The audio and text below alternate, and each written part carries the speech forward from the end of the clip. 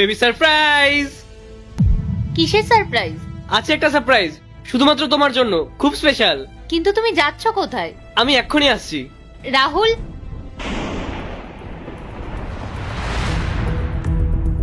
কে তুমি?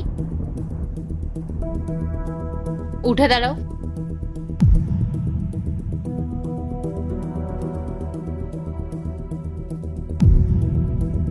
স্নেহা, উফ, যাক চলে গেছে মনে হয়। উফ, চোর বাচ্চা বেঁচে গেছি। যাই, এটাকে গিয়ে রেখে আসি। আচ্ছা, তার মানে তুমি আমার হাজবেন্ডের জিএফ? না, আসলে আমি ঠিক আছে, তুমি আমার সাথে এসো।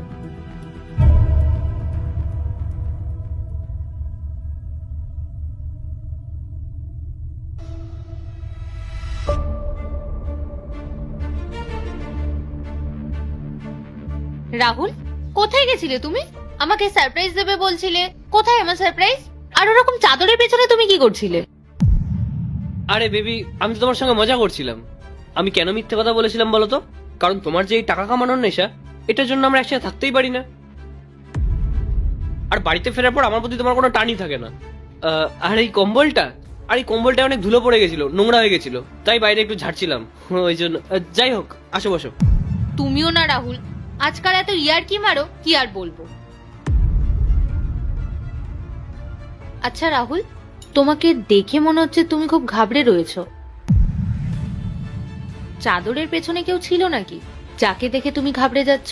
আরে না না, আমি আবার তোমাকে কি বা লুকাবো, কি যে বলো তুমি। ও আচ্ছা, আমি ভাবলাম যে কেউ ছিল যার জন্য তুমি ঘাবড়ে যাচ্ছ। আচ্ছা রাহুল, কেউ এসেছিল নাকি যখন আমি বাড়িতে ছিলাম না? আরে না না, কে আর আসবে, ওই সকালবেলা কাজের লোক এসেছিল, যেমন 8টায় আসে 9টায় চলে যায়। কিন্তু হঠাৎ তুমি এই কথা কেন বলছো? না না, সেরকম কোনো ব্যাপার না, আমি ভাবলাম যে কেউ হয়তো এসেছিল। আরে না না, সেরকম কোনো ব্যাপার না। আসলে আমি একটা নতুন পারফিউম কিনেছিলাম তো, ওটাই ইউজ করেছি, ওটারই ফ্রেগ্রেন্স হয়তো পাচ্ছ, ওই জন্যই নতুন নতুন লাগছে। হ্যাঁ, হতে পারে হয়তো।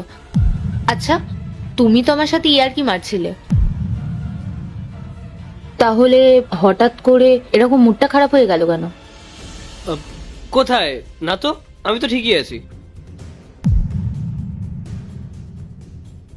আচ্ছা, বলছি শোনো না রাহুল, তোমার জন্য না একটা স্পেশাল সারপ্রাইজ আছে। সারপ্রাইজ? কি সারপ্রাইজ? এক সেকেন্ড দাঁড়াও, একটু এসো তো এদিকে।